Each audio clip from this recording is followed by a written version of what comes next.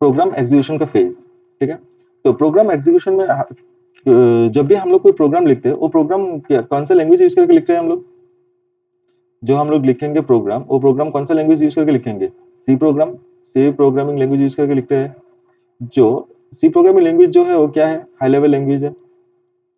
तो high level language को तो सिस्टम को तो समझ में नहीं आएगा, क्योंकि यहाँ पर जो भी है वो हम लोग अल्फा न्यूमेरिक फॉर्म में लिख रहे हैं। और सिस्टम को क्या समझ में आता है? सिस्टम को समझ में आता है सिर्फ जीरोस एंड वंस, करेक्ट। तो अभी इसको क्या करना पड़ेगा? इसको एग्जीक्यूट करने के लिए हमको पहले इसको किसके पास भेजना पड़ता है? पहले इसको कंपाइलर के पास भेजना पड़ता है, करेक्ट। कंपाइलर इसको क्या करेगा? कन्वर्ट करके क्या देगा? हमको एक दूसरा एक फाइल जनरेट करके देगा, जिसमें सब कुछ किसमें रहेगा? जीरोस एंड वंस में रहेगा। दैट मीन्स लो लेवल पे रहेगा। ये जो लो लेवल वाला पार्ट मिला, फाइल मिला, उसको हम लोग नेक्स्ट किसके पास भेजते हैं? इसको हम लोग भेजते हैं सीपीयू के पास। अब सीपीयू इस लो लेवल इंस्ट्रक्शंस को काम करके क्या देगा? हमको रिजल्ट देगा, करेक्ट। तो ये हो गया कोई भी प्रोग्राम एग्जीक्यूशन का दो फेज, ठीक है। पहला फेज क्या होता है? पहला फेज होता है कंपाइलेशन, दूसरा फेज होता है एग्जीक्यूशन। कंपाइलेशन के टाइम पे कौन काम करता है? कंपाइलेशन के टाइम पे कंपाइलर काम करता है। एंड एग्जीक्यूशन के टाइम पे कौन काम करता है? एग्जीक्यूशन के टाइम पे सीपीयू काम करता है। दैट मींस सोर्स प्रोग्राम से जो लो लेवल मिल रहा है, ये जो कन्वर्शन का प्रोसेस है, इसको हम लोग क्या बोलते हैं? इसको बोलते हैं compilation process. And low level से जो हमको रिजल्ट मिल रहा है, उसको हम लोग क्या बोलते हैं? उसको बोलते हैं एग्जीक्यूशन। तो आज हमारा मेन मोटिव है एग्जीक्यूशन का पार्ट को समझना, ठीक है। अब देख, जो कंपाइलर कैसे काम करते हैं वो पहले हम लोगों ने एक बार देख लिया था, ठीक है। अभी थोड़ा सा सीपीयू के काम करने के तरीके को समझने के लिए कंपाइलर को थोड़ा सा एक बार रिकल कर लेते हैं। जो हमारे पास सोर्स कोड रहता है, मींस हाई लेवल लैंग्वेज पे रहता है, उसको क्या करेगा? कंपाइलर कन्वर्ट करेगा। कंपाइलर कैसे कन्वर्ट करते हैं? कंपाइलर का काम करने का तरीका क्या होता है? कंपाइलर काम करते हैं फर्स्ट लाइन से स्टार्ट करेगा एंड खत्म कहाँ पर करेगा?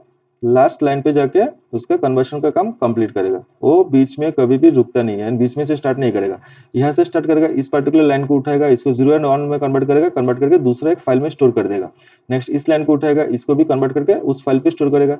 ऐसे करके हर एक लाइन को कन्वर्ट करके लास्ट लाइन को भी कन्वर्ट करके कहाँ पर रखेगा? इस पर्टिकुलर फाइल पे रखेगा, जिसको हम लोग ऑब्जेक्ट फाइल या फिर एग्जीक्यूटेबल फाइल बोलते हैं।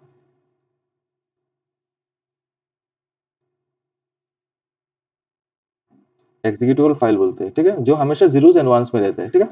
अब ये होता है कंपाइलर का काम करने का तरीका। वो कैसे काम कर रहे हैं? लाइन बाय लाइन काम कर रहे हैं। एंड कहाँ से स्टार्ट कर रहे हैं? कहाँ से स्टार्ट कर रहे हैं? फर्स्ट लाइन से स्टार्ट करेगा, खत्म कहाँ पर करेगा? लास्ट लाइन पे जाके खत्म करेगा। ये हो गया कंपाइलर का काम करने का तरीका, ठीक है। अब सीपीयू कैसे काम करते हैं? सीपीयू जो काम करेगा उसको, अच्छा, इस पर्टिकुलर प्रोसेस को, ये जो पूरा कन्वर्शन हुआ, इसको क्या बोलते हैं हम लोग? इसको बोलते हैं कंपाइलेशन प्रोसेस, ठीक है। इसमें और भी चीजें जो हम लोग कंपाइलर सब्जेक्ट में जाके पूरा डिटेल्स कंपाइलर के बारे में पढ़ेंगे। अब हम लोग देखते हैं दूसरा फेज जो एग्जीक्यूशन फेज है, उसमें कौन काम करेगा? अब हमको क्या मिल गया रे? अब हमको मिल गया और एक फाइल जिसमें सब कुछ क्या है? जीरोस एंड वंस में है। ये हो गया हमारा लो लेवल वाला फाइल। इसको हम लोग किसके पास देंगे? सीपीयू के पास देंगे। अब सीपीयू कहाँ से काम करेगा? सीपीयू कहाँ से काम करना स्टार्ट करेगा? करेक्ट। तो सीपीयू एक स्पेशल फंक्शन से काम करना चालू करते हैं। स्पेशल फंक्शन से उसका एग्जीक्यूशन स्टार्ट करेगा। वो फंक्शन का नाम क्या है? उस फंक्शन का नाम है main function. One and only एक ही फंक्शन है हर एक प्रोग्रामिंग लैंग्वेज में, जो हमारे सिलेबस में है। क्या क्या है सिलेबस में? सी है, सी प्लस प्लस है, देन जावा है। तीनों के तीनों प्रोग्रामिंग लैंग्वेज में सीपीयू काम करना कहाँ से स्टार्ट करेगा? मेन फंक्शन से स्टार्ट करेगा। इसीलिए इस पर्टिकुलर फंक्शन को हम लोग क्या बोलते हैं? एंट्री पॉइंट फंक्शन भी बोलते हैं। इसको क्या बोलेंगे? एंट्री पॉइंट फंक्शन भी बोलेंगे। क्लियर? कोई डाउट है किसी को? अब इस इसमें कैसे काम होगा? अभी देखो नेक्स्ट फेज। तो एंट्री पॉइंट फंक्शन जो मेन फंक्शन है, उसका एग्जीक्यूशन का तरीका क्या होता है? तो ये एक फंक्शन है, और फंक्शन, अच्छा, हम लोगों ने और भी फंक्शंस के बारे में पढ़ा था, याद है क्या? हमारे पास टोटल कितने टाइप्स का फंक्शन है रे? एक तो हम लोगों ने देखा था लाइब्रेरी फंक्शन। लाइब्रेरी फंक्शन कौन सा था? User defined function. Yes, printf. ये था लाइब्रेरी फंक्शन, जिसका काम हम लोगों ने लास्ट क्लास में देखा था। नेक्स्ट और एक है यूजर डिफाइंड फंक्शन, ठीक है। ये कौन सा होगा? लेट्स से हम लोग ने एक फंक्शन बनाया ऐड बोल के, तो ये हो गया हमारा यूजर डिफाइंड फंक्शन। नेक्स्ट हमारे पास है एक एंट्री पॉइंट फंक्शन। हमारे पास क्या है? Entry point function. Entry point function कौन है? मेन फंक्शन है, ठीक है। तो अभी देख, फंक्शन का तीन कंपोनेंट्स कितने होते हैं कोई भी फंक्शन के लिए? कितना कंपोनेंट्स होते हैं? पढ़ाई नहीं कर रहे हो भाई आप लोग? 3 कंपोनेंट रहते हैं। Function declaration, I guess, function definition and function calling, right? तीन कंपोनेंट, एक होते हैं प्रोटोटाइप और फंक्शन डिक्लेरेशन, दूसरा होता है फंक्शन डेफिनेशन एंड तीसरा होता है फंक्शन कॉल। ठीक है, अभी ये जो तीन कैटेगरी बनाए वो किसके बेसिस पे बनाया है, चलो एक बार हम लोग देख लेते हैं। क्या क्या है, प्रोटोटाइप है, डेफिनेशन है फंक्शन का, नेक्स्ट है फंक्शन का कॉलिंग, और एक है लाइब्रेरी फंक्शन, नेक्स्ट होता है यूजर डिफाइंड फंक्शन, नेक्स्ट होगा अपना एंट्री पॉइंट फंक्शन। ठीक है, तो तीनों के बीच में क्लियरली समझ में आ जाएगा। देखो लाइब्रेरी फंक्शन जो भी है उसके लिए प्रोटोटाइप भी दिया गया है, डेफिनेशन भी गिवन है, यूजर सिर्फ इसको यूज करते हैं, हम लोग सिर्फ प्रिंटफ को यूज कर रहे हैं, बाकी prototype and definition already given है, इसीलिए इसको हम लोग क्या बोलते हैं, लाइब्रेरी फंक्शन बोलते हैं। यूजर डिफाइंड फंक्शन में क्या होगा, प्रोटोटाइप भी यूजर देगा, डेफिनेशन भी यूजर क्रिएट करेगा, कॉल भी यूजर ही करेगा, मीन्स फंक्शन का यूज भी यूजर ही करेगा। समझ में, यूजर मतलब यहाँ पर हम लोग बोल रहे हैं प्रोग्रामर। ठीक है, अब एंट्री पॉइंट फंक्शन किसको बोलते हैं, एंट्री पॉइंट फंक्शन के लिए प्रोटोटाइप गिवन है, ये वाला पार्ट ऑलरेडी गिवन है, डेफिनेशन यूजर करेगा एंड कॉलिंग, कॉलिंग का जरूरत नहीं है। अभी कॉलिंग का जरूरत, कॉलिंग का मतलब क्या होता है, कल से ही तो फंक्शन का यूज होगा ना, यूज हो रहा है कॉलिंग से। ठीक है, मींस फंक्शन काम कब करेगा, जब हम उसको कॉल करेंगे। तभी अगर एंट्री पॉइंट फंक्शन को अगर कॉल ही नहीं कर रहे तो यूज कैसे हो रहे हैं, इसका स्पेशल यूज है क्या, वो सीपीयू यहाँ से ही तो काम स्टार्ट करता है ना, CPU start working from this function, तो that means CPU by default तो इसी फंक्शन को कॉल करेगा, सीपीयू तो और किसी के पास नहीं जाएगा, तो इसीलिए ऑटोमेटिकली कॉल होते हैं, automatically gets called by the system during execution। इसीलिए हम लोग इसको क्या बोलते हैं, एंट्री पॉइंट फंक्शन बोलते हैं। ठीक है, तो देख प्रोटोटाइप जो है वो ऑलरेडी गिवन है, दैट मींस जो नाम है उसको हम लोग कभी चेंज नहीं कर पाएंगे, यूजर क्या करेगा, डेफिनेशन क्रिएट करेगा एंड सिस्टम इसको ऑटोमेटिकली इंटरनली कॉल कर देगा ताकि यहाँ से एग्जीक्यूशन स्टार्ट हो पाए। गॉट इट, इसीलिए हम लोग इसको क्या बोलते हैं, एंट्री पॉइंट फंक्शन बोल रहे हैं। कोई डाउट है किसी को, यहाँ तक किसी को डाउट है? No sir. ओके चलो नेक्स्ट, ये पूरा थ्योरेटिकल पार्ट है। ठीक है, थोड़ा सा कॉन्सेप्चुअल पार्ट है, बाकी हम लोग आगे चलते हैं। तो देखो अभी हम लोग देखते हैं कि एंट्री पॉइंट फंक्शन का जो यूजर जो डेफिनेशन देगा वो डेफिनेशन का स्ट्रक्चर क्या रहेगा। ठीक है, चलो हाँ, देख एंट्री पॉइंट फंक्शन का मैंने यहाँ पर ऑलरेडी रख लिया था कि हमारा काम इजी हो। एंट्री पॉइंट फंक्शन कौन है, मेन फंक्शन है, तो देख यहाँ पर है मेन फंक्शन अपना। ठीक है, और देख यहाँ पर प्री प्रोसेसर डायरेक्टिव है। अभी ये प्री प्रोसेसर डायरेक्टिव क्या है, प्री प्रोसेसर डायरेक्टिव होगा जब भी हम लोग कोई एक्सटर्नल फाइल के साथ अपना प्रोग्राम को लिंक करेंगे तब हम लोग को ये प्री प्रोसेसर डायरेक्टिव को चाहिए होगा। ठीक है, कौन कौन है हमारे पास, एक है अभी के लिए पता कर सुन लो, एक है include, hash include, include angular bracket के अंदर क्या रहेगा, फाइल नेम रहेगा। कौन सा फाइल नेम चाहिए होगा, जब भी हम लोग कोई लाइब्रेरी फंक्शन यूज करेंगे अपने प्रोग्राम के अंदर, वो लाइब्रेरी फंक्शन लाइब्रेरी का जिस फाइल के अंदर डिफाइंड होगा उस पर्टिकुलर फाइल के साथ हमारा हमको अपना प्रोग्राम का लिंक करना पड़ेगा। उस लिंकिंग के लिए हम लोग क्या करते हैं, ये प्री प्रोसेसर डायरेक्टिव्स वगैरह यूज करते हैं। और पहला जो प्री प्रोसेसर डायरेक्टिव आपको मिलेगा वो होगा हैश इंक्लूड। गॉट इट, तो अभी देख हम लोगों ने ऑलरेडी कौन सा फंक्शन यूज किया था, प्रिंटफ फंक्शन को यूज किया था, एंड प्रिंटफ फंक्शन लाइब्रेरी का कहां पर डिफाइंड है, लाइब्रेरी के stdio.h फाइल के अंदर डिफाइंड है। तो हमको अभी क्या करना पड़ेगा, जब भी हम लोग प्रोग्राम लिखेंगे तो हमको इसके साथ लिंक करना पड़ेगा, हैश इंक्लूड stdio.h, इसके साथ अभी हमको अपना प्रोग्राम को लिंक करना पड़ेगा before main function. Got it, next अभी ये मेन फंक्शन है। अब मेन फंक्शन में क्या होगा, ये पैरामीटर जो है पैरामीटर हमारा ऑप्शनल है। नेक्स्ट इसका रिटर्न टाइप, रिटर्न टाइप मतलब मेन फंक्शन अगर अपना काम करने के बाद कुछ भी रिटर्न करना चाहते हैं तब हमको क्या देना पड़ेगा, यहाँ पर रिटर्न टाइप मेंशन करना पड़ेगा। और रिटर्न वैल्यू क्या होगा वो तो एग्जैक्टली पता नहीं हो, तो प्रोग्राम एग्जीक्यूशन करने के बाद ही पता चलेगा, बट किस टाइप का वैल्यू रिटर्न करेगा वो हमको यहाँ पर मेंशन करना पड़ेगा। ठीक है, यहाँ पर जो हमारे पास जो कंपाइलर है डेव C++, ये इसके ऊपर भी डिपेंड करता है। डेव C++ में मेन फंक्शन का रिटर्न टाइप हमको हमेशा इंटीजर ही देना पड़ता है, वो कंपाइलर डिपेंडेंट बना दिया है। ठीक है, बाकी हम लोग यहाँ पर इंटीजर के अलावा वर्ड भी दे सकते हैं। वर्ड देने पर क्या होगा, कोई मेन फंक्शन कोई कुछ भी वैल्यू रिटर्न नहीं करेगा after execution of its program, its instructions. ठीक है, अब देख सीपीयू कहाँ से स्टार्ट करेगा काम करना, सीपीयू हमेशा स्टार्ट करेगा यहाँ से। यहाँ से कौन एंट्री लेगा, अपना बॉस सीपीयू एंट्री लेगा। सीपीयू एंट्री लेने के बाद पहला इंस्ट्रक्शन देख, हमारे पास कितना डब्बा था, हम लोग जो कंप्यूटर सिस्टम लेके काम कर रहे हैं, कंप्यूटर सिस्टम के अंदर कितना डब्बा था, 4 डब्बा था। कौन कौन था, एक था इनपुट डिवाइस, दूसरा था क्या, सीपीयू माने प्रोसेसिंग डिवाइस, नेक्स्ट कौन था, आउटपुट डिवाइस, एंड साथ में कौन था, स्टोरेज डिवाइस। ठीक है, तो कोई भी प्रोग्राम जब हम लोग लिखेंगे उसमें क्या क्या इंस्ट्रक्शंस रहेगा रे? किस किस टाइप का इंस्ट्रक्शंस रहेगा? जितना यहाँ पर कंपोनेंट है इसी कंपोनेंट्स के थ्रू काम करवाने के लिए तो हम लोग इंस्ट्रक्शंस देते हैं ना। तो इंस्ट्रक्शंस भी किस किस टाइप का होगा? पहला होगा यहाँ से इनपुट जाने के लिए इनपुट इंस्ट्रक्शन। दूसरा क्या होगा, प्रोसेसिंग, जो इनपुट जाएगा उसको प्रोसेस करना पड़ेगा तो उसके लिए प्रोसेसिंग इंस्ट्रक्शंस आएगा। तीसरा क्या जाएगा, प्रोसेसिंग होगा, मतलब हमको रिजल्ट मिल गया तो रिजल्ट को क्या करना पड़ेगा, डिस्प्ले करना पड़ेगा, दैट मींस आउटपुट इंस्ट्रक्शंस होगा। नेक्स्ट क्या आएगा, और एक चीज होता है जो इनपुट देंगे हम लोग उसको क्या करना पड़ेगा, स्टोर करना पड़ेगा, तो उसके लिए क्या होगा, स्टोरेज का भी इंस्ट्रक्शन चाहिए होगा। अभी स्टोरेज के लिए हम लोग मेमोरी लोकेट करते हैं, उसके लिए क्या यूज होता है, उसके लिए हमेशा वेरिएबल यूज होगा। वेरिएबल जो हम लोग डिक्लेयर करते हैं उसके थ्रू तो मेमोरी ब्लॉक क्रिएट होता है। अब देख, कोई भी प्रोग्राम होगा उसमें ये 4 तरीके का ही इंस्ट्रक्शंस रहेगा, उसके अलावा और कुछ इंस्ट्रक्शंस है ही नहीं। ठीक है, अब देख, ये जो 4 तरीके का इंस्ट्रक्शंस है उसको लिखने का ऑर्डर क्या होगा, ऑर्डर क्या होगा बोलो, कोई गेस कर सकता है? पहला क्या चाहिए हमको, पहला इनपुट चाहिए कि पहला प्रोसेसिंग होगा कि पहला आउटपुट होगा, या फिर पहले वेरिएबल डिक्लेयर करना पड़ेगा? फर्स्ट ऑफ ऑल हमको क्या चाहिए, जब भी कोई इनपुट देंगे, इनपुट ले जाके कहां पर जाएगा, इनपुट जाके हमारा आउटपुट स्टोरेज मेमोरी पे जाके स्टोर होगा ना। तो पहले इनपुट चाहिए कि पहले स्टोरेज चाहिए होगा? स्टोरेज। यस, तो पहले चाहिए हमको storage, that means fourth number instructions पहला आएगा। नेक्स्ट कौन आएगा, इन प्रोसेसिंग माने स्टोरेज मिल गया, अभी हम लोग क्या कर सकते हैं, इनपुट देके उसको स्टोर कर पाएंगे। दैट मींस सेकंड फेज में आएगा इनपुट वाला इंस्ट्रक्शंस। नेक्स्ट फेज में कौन आएगा, इनपुट मिल गया मतलब हम लोग प्रोसेसिंग कर पाएंगे, तो सेकंड वाला पार्ट आएगा।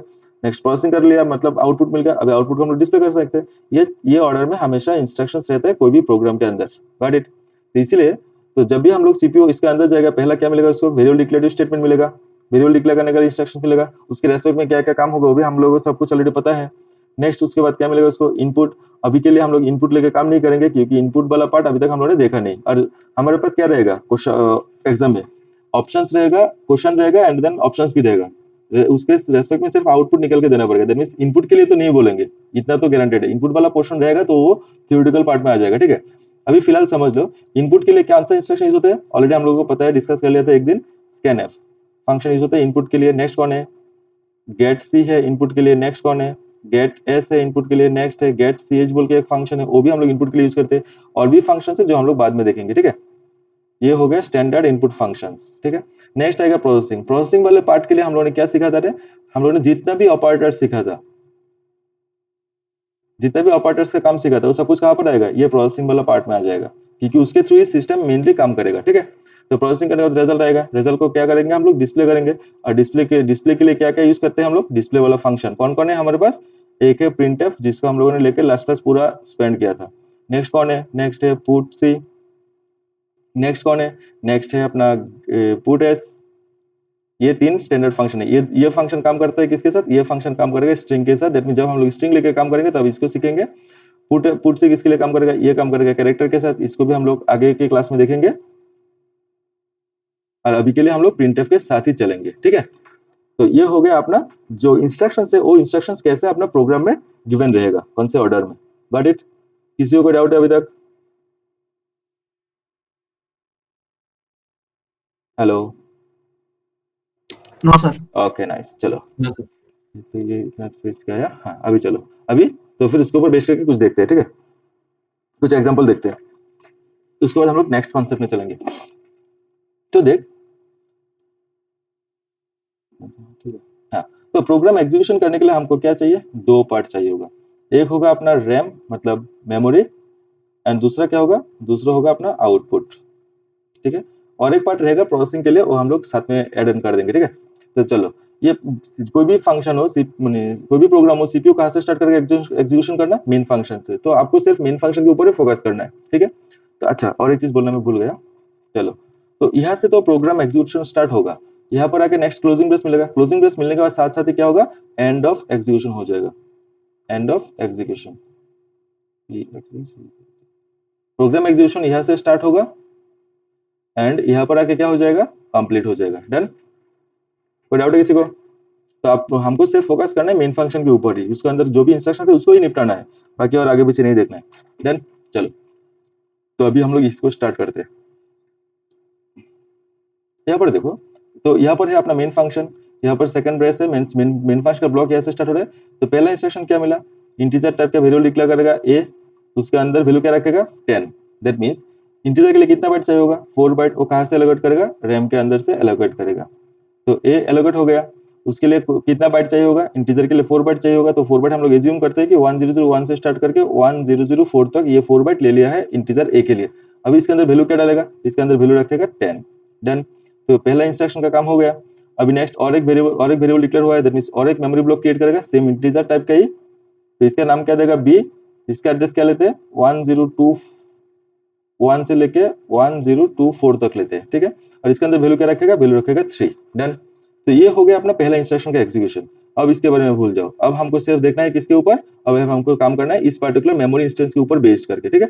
अब दूसरा देखो यहाँ पर क्या आया, और एक वेरिएबल डिक्लेयर हुआ, करेक्ट। तभी उसके लिए भी मेमोरी ब्लॉक क्रिएट करेगा। अब इस पर्टिकुलर केस में देखो यहाँ पर डिक्लेरेटिव स्टेटमेंट के साथ साथ एक एक्सप्रेशन भी गिवन है। तो पहले कौन सा काम करेगा, पहले क्या काम करेगा, इसका आंसर मैंने थोड़ी देर पहले डिस्कस किया था। यस, जब भी डिक्लेरेटिव स्टेटमेंट रहता है उसके लिए हमेशा फर्स्ट मेमोरी ब्लॉक क्रिएट करेगा, ठीक है। अभी और एक मेमोरी ब्लॉक क्रिएट करेगा, इसका भी ये भी किस टाइप का होगा, ये भी इंटीजर टाइप का होगा। उसका नाम क्या रखेगा, उसका नाम रखेगा रिजल्ट। इसका भी कितना साइज होगा, 4 बाइट होगा, 1031 से लेके 1034 तक लिया। ये हो गया। अब मेमोरी ब्लॉक तो डिक्लेयर हो गया रिजल्ट के लिए। अब क्या मिलेगा उसको, राइट साइड पे जाके देखेगा वैल्यू क्या स्टोर करना है, बट वहां पर वैल्यू नहीं दिया गया, डायरेक्टली एक एक्सप्रेशन दिया गया। वो एक्सप्रेशन क्या है, एक्सप्रेशन को हम लोग यहाँ पर सॉल्व करते हैं। एक्सप्रेशन क्या है, a प्लस बी स्टार 2, ये वाला एक्सप्रेशन मिला। अब इसको सॉल्व करना है।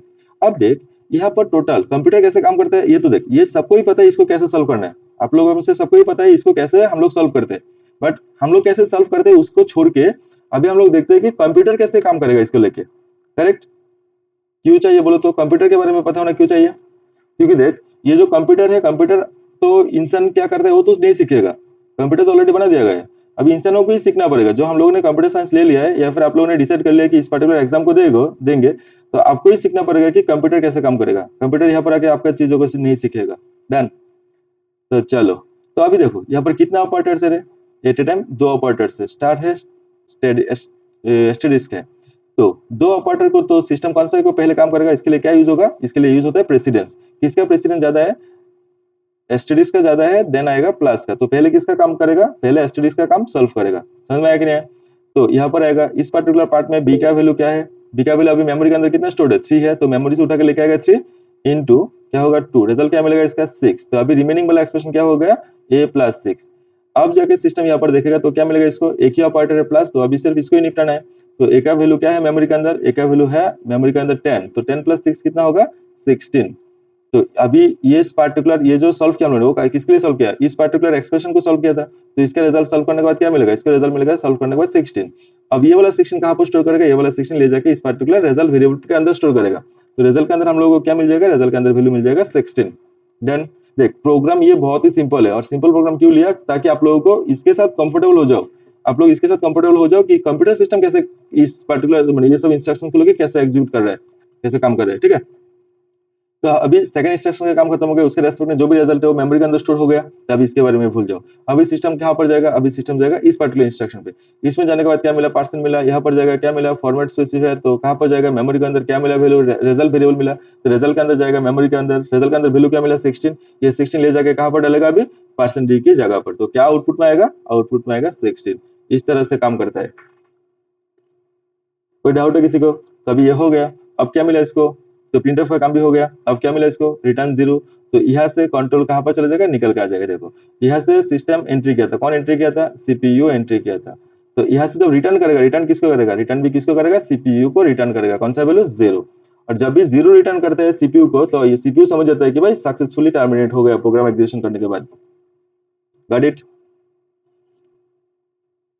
ये कन्वेंशन है कि 0 रिटर्न करने पर सीपीयू को समझ में आता है कि भाई ये प्रोग्राम सक्सेसफुली कंप्लीट हो चुका है। कोई डाउट है किसी को? No sir. ओके चलो, अभी नेक्स्ट वाला आप लोग करोगे कि मैं करूँ दोबारा से? चलो इसको भी मैं ही कर देता हूँ जल्दी जल्दी। कितना पोर्शन रहेगा हमारे पास, 2 पोर्शन रहेगा। एक होगा अपना रैम, दूसरा क्या होगा, आउटपुट वाला थोड़ा दूर लेते हैं। ये हो गया अपना आउटपुट। तो पहला इंस्ट्रक्शन क्या मिलेगा, मेन के अंदर जाके x। तो x के लिए मेमोरी ब्लॉक क्रिएट करेगा। लेट से 1001 से स्टार्ट हुआ, इसके अंदर वैल्यू क्या रखेगा 20। नेक्स्ट क्या करेगा, वाई के लिए मेमोरी ब्लॉक क्रिएट करेगा, वैल्यू रखेगा 5, कंसीडर करते हैं 1031, ठीक है। तो ये पहला लाइन का काम खत्म हो गया। अब जाएगा नेक्स्ट लाइन पे, इसके लिए क्या करेगा, रिजल्ट के लिए मेमोरी ब्लॉक क्रिएट करेगा अगेन। रिजल्ट अभी यहाँ पर जाएगा, राइट साइड में वैल्यू ढूंढने जाएगा, तो यहाँ पर वैल्यू नहीं मिलेगा, मिलेगा क्या, एक एक्सप्रेशन मिलेगा। एक्सप्रेशन में क्या गिवन है, x डिवाइडेड y पेरेंथेसिस के अंदर plus x modulus y again parenthesis के अंदर, ठीक है। अब बोलो, तो पहले कौन सा काम करेगा, पहले इस पर्टिकुलर फर्स्ट बिट को कंप्लीट करेगा। तो यहाँ पर वैल्यू क्या मिला इसको, अच्छा देखो यहाँ पर भी मैं थोड़ा सा डिस्कस कर देता हूँ, ठीक है। अब इसका एग्जीक्यूशन कैसे होगा रे, तो यहाँ पर देख, यहाँ पर सिस्टम को क्या मिलेगा, यहाँ पर सिस्टम को पहले डिवाइड मिलेगा क्या, नहीं, सिस्टम को क्या मिलेगा, पेरेंथेसिस मिलेगा, एक प्लस मिलेगा, नेक्स्ट मिलेगा अगेन और एक पेरेंथेसिस, ये वाला पेरेंथेसिस। अब देख यहाँ पर दो पेरेंथेसिस है, तो प्रेसिडेंस किसका ज्यादा है, दोनों पेरेंथेसिस का इक्वल है, नेक्स्ट प्लस का होगा। तो अभी दो प्रेसिडेंस, दो अपर्टर है पेरेंथेसिस, दोनों का प्रेसिडेंस क्या मिल गया, सेम मिल गया। अब यहाँ पर सिनेरियो पे कौन आएगा, यहाँ पर सिनेरियो पे आएगा एसोसिएटिविटी। एसोसिएटिविटी पेरेंथेसिस का एसोसिएटिविटी क्या है, लेफ्ट टू राइट। तब जाके मशीन डिसाइड कर पाएगा कि भाई लेफ्ट वाले को पहले निपटाना है, तो लेफ्ट वाला डिसाइड हुआ, इसीलिए पहले इसको सॉल्व करेगा। Got it. तो यहाँ पर x का वैल्यू क्या है 20 डिवाइड बाई y का वैल्यू क्या है 5, तो रिजल्ट कितना मिलेगा रे, रिजल्ट तो सिंपल 4 मिलेगा, प्लस यहाँ पर क्या आएगा x मॉड्यूलस y। अब इस इंस्ट्रक्शन में सिस्टम को क्या मिला, प्लस मिला एक ऑपरेटर, दूसरा ऑपरेटर मिला पेरेंथेसिस। तो किसका ज्यादा प्रायोरिटी है, पेरेंथेसिस का ज्यादा है, नेक्स्ट प्लस का, तो पहले पेरेंथेसिस को निपटाएगा, तो पेरेंथेसिस के अंदर जाएगा, यहाँ पर क्या मिलेगा, तो x का वैल्यू 20 मॉड्यूलस y का वैल्यू कितना है 5। तो यहाँ पर रिजल्ट क्या मिलेगा, रिमाइंडर करने पर रिजल्ट क्या आएगा, रिजल्ट आएगा यहाँ पर 0। तो अब ये एक्सप्रेशन क्या हो गया 4 प्लस 0, मतलब क्या आएगा, अभी देख, अभी इस पर्टिकुलर एक्सप्रेशन में क्या मिला, इसको सिर्फ एक ही ऑपरेटर प्लस मिला, तो इसको ही कंप्लीट करेगा, माने इसका ही इवैल्यूएट करेगा, तो रिजल्ट क्या मिलेगा 4। तो अब ये पूरा एक्सप्रेशन का रिजल्ट क्या मिला हमको 4 मिल गया। अब ये 4 कहां पर जाएगा, ये 4 जाएगा रिजल्ट के अंदर, दैट मींस रिजल्ट के अंदर क्या मिलेगा, अभी 4 मिल जाएगा। ये हो गया इस पर्टिकुलर इंस्ट्रक्शन का काम। अभी नेक्स्ट इंस्ट्रक्शन में क्या मिलेगा, again percentage D result, result का वैल्यू क्या है 4, तो आउटपुट में कौन आएगा 4 आ जाएगा। नेक्स्ट इंस्ट्रक्शन में क्या मिलेगा, रिटर्न 0, मींस यहां से निकल जाएगा, कौन सा वैल्यू लेके 0 लेके, किसके पास जाएगा, सीपीयू के पास जाएगा। सीपीयू कहां से स्टार्ट हुआ था, यहां से स्टार्ट हुआ था एग्जीक्यूट करना। Got it.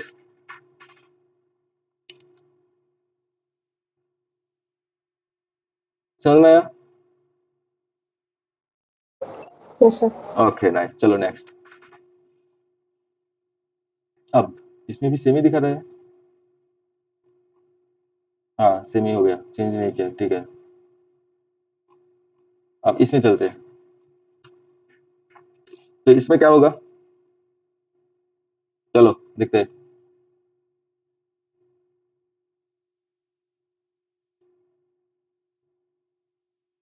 ये हो गया हमारा रैम, ये हो गया हमारा आउटपुट, और प्रोसेसिंग वाला नीचे आ जाएगा, ठीक है। अब देखो, तो यहाँ से सीपीयू एग्जीक्यूट करेगा, स्टार्ट करेगा, स्टार्ट करने के बाद सीपीयू को क्या मिलेगा रे, मेमोरी ब्लॉक क्रिएट करेगा एक्स एंड वाई के लिए, दोनों के अंदर वैल्यू रखेगा 7। अब देखना, मैं 2 बार डिस्कस कर लिया, अभी जल्दी जल्दी कर रहा हूँ, ठीक है। एक्स, यार ये गलत कलर ले लिया, इसका एड्रेस क्या लेते हैं 1001। नेक्स्ट किसके लिए मेमोरी ब्लॉक क्रिएट करेगा, वाई के लिए, उसके अंदर भी वैल्यू रखा 7, उसका एड्रेस लेते हैं 1011। डन। अब इसका खत्म हो गया काम। अब यहाँ पर जाएंगे, क्या मिलेगा, प्रिंट एफ परसेंटेज डी, तो एक एक्सप्रेशन मिला। अब पहले तो इसको सॉल्व करेंगे, चलो इसको सॉल्व करते हैं। X plus plus double equal to means compare operator y. अब इसको हम लोग कैसे सॉल्व करेंगे, ये किस टाइप का ऑपरेशन है, यहाँ पर मेन टास्क कौन है, मेन टास्क है ये वाला, इसका क्या होगा रिलेशनल ऑपरेशन। तो रिलेशनल ऑपरेशन मतलब रिजल्ट क्या में आएगा, रिजल्ट आएगा इधर 0 नहीं तो 1 आएगा, करेक्ट। अब देखते हैं इस पर्टिकुलर केस को कैसे निपटाते हैं। यहाँ पर क्या होगा, हम लोग इसको जब भी प्री पोस्ट रहते हैं, हम लोग इस पर्टिकुलर एक्सप्रेशन को कैसे डील करते हैं, पहले इसको प्री पोस्ट छोड़ के बाकी पार्ट लिख देते हैं, करेक्ट। तो क्या होगा x इक्वल टू वाई। अब हम लोग इसके साथ प्री पोस्ट को एड ऑन करते हैं, कैसे आएगा, यहाँ पर x के साथ क्या है, पोस्ट है, पोस्ट मतलब कहाँ पर लिखेंगे, नीचे लिखेंगे, तो क्या आ जाएगा x equals to x plus 1। अब हो गया, स्प्लिट कर लिया। अब हम लोग क्या करेंगे, मेन टास्क को कंप्लीट करेंगे, क्योंकि कोई प्री यहाँ पर अवेलेबल है ही नहीं। तो मेन टास्क में क्या मिलेगा हमको, मेन टास्क से क्या मिलेगा, यहाँ पर x का वैल्यू क्या है 7 है, तो यहाँ पर 7 मिलेगा। कंपेयर करेंगे किसके साथ, y के साथ, y का वैल्यू भी क्या है 7 है, तो रिजल्ट क्या मिलेगा, यहाँ पर रिजल्ट मिलेगा 0। अब जाके हम लोग क्या करेंगे, पोस्ट को सॉल्व करेंगे, क्योंकि मेन एक्सप्रेशन कंप्लीट हो गया, मेन एक्सप्रेशन कंप्लीट हो गया, रिजल्ट भी मिल गया। अब जाके हम लोग क्या करेंगे, इसको सॉल्व करेंगे। तो इसको सॉल्व करेंगे तो x का वैल्यू क्या आ जाएगा, अपडेट होकर कितना हो जाएगा 8 हो जाएगा, करेक्ट। तो यहाँ पर जो इस पर्टिकुलर एक्सप्रेशन था इसका रिजल्ट क्या मिला, इसका रिजल्ट मिला हमको 0, और ये 0 कहाँ पर डिस्प्ले करेगा, यहाँ पर डिस्प्ले करेगा। दैट मींस आउटपुट में क्या आएगा रिजल्ट, आउटपुट में आएगा 0। Got it? Sir 7 equal to 7 ये तो ट्रू है ना? हाँ सॉरी यार, अरे यार 1 होगा वो। क्या, ट्रू तो 1 होगा। गलती हो हाँ गया हाँ actually। करेक्ट करेक्ट, मैंने आप लोग कंसंट्रेट कर रहे हो, मुझसे भी गलती हो गया, मैंने प्री ऑर्डर सोच में तो मैंने कैलकुलेट करके पहले होगा तो मैंने ठीक है। तो इसका रिजल्ट क्या आएगा, 1 आएगा। तो यहाँ पर क्या जाएगा, 1 जाएगा। ठीक है, तो यहाँ पर क्या आएगा, परसेंटेज डी की जगह पर क्या आएगा, 1 आ जाएगा। करेक्ट। तो ये वाला इंस्ट्रक्शन का काम खत्म हो गया, जो भी रिजल्ट है वो रिफ्लेक्ट हो गया मेमोरी के अंदर एंड आउटपुट पे भी आ गया। अब जाएंगे हम लोग दूसरे इंस्ट्रक्शन पे। यहाँ पर जाने के बाद क्या मिला, पहले बैकस्लैश n, मतलब कर्सर यहाँ पर था, यहाँ से नीचे आ गया। यहाँ पर परसेंटेज डी वैल्यू क्या मिलेगा, x, तो x का वैल्यू क्या है अभी 8, तो 8 प्रिंट कर दिया। नेक्स्ट क्या मिला इसको, कॉमा, तो कॉमा प्रिंट हो जाएगा। अगेन क्या मिला, परसेंटेज डी y, y का वैल्यू क्या है 7, तो यहाँ पर क्या आ जाएगा 7 आ जाएगा। डन। तो इस पर्टिकुलर इंस्ट्रक्शन का भी काम खत्म हो गया। अब कहाँ पर जाएंगे, अब जाएंगे रिटर्न 0 पे। तो यहाँ पर क्या करेगा, रिटर्न 0 किसको भेजेगा, सीपीयू को भेज देगा। डन, ये हो गया इसका execution. One small question actually. Can you explain that scenario where x plus plus and then plus plus y will be there? So an error will be coming, right, in this kind of situation. I didn't get you. Like for example, printer percent d, comma x plus plus. Wait. then plus plus y. Yeah. We are considering x equals to 7 and y equals to 7, correct? Yeah. And printf percentage d, Yeah. comma, Here now x plus plus then plus y. So x plus plus then plus y. So then there plus will be y. an error will be coming up, right? If you can explain that actually. Error. Yeah, I think so. There will be an error. Or what will be the output? I actually wanted to know. Okay. I will discuss it on next class. ठीक है? Sure. Error. I think some that LU. No, देखो यहाँ पर जो है वो mainly ये वाला पोर्शन जो होगा वो कंपाइलर डिपेंडेंट रहेगा। ठीक है, ये कंपाइलर डिपेंडेंट क्यों रहेगा, क्योंकि कंपाइलर के अंदर ये जो प्री पोस्ट है वो कैसे उसको कैसे एग्जीक्यूट करना है एग्जैक्टली उसको फुली अप्रोप्रिएट तरीके से डिफाइन नहीं है in C programming. That's why compiler के ऊपर डिपेंड कर लेते हैं।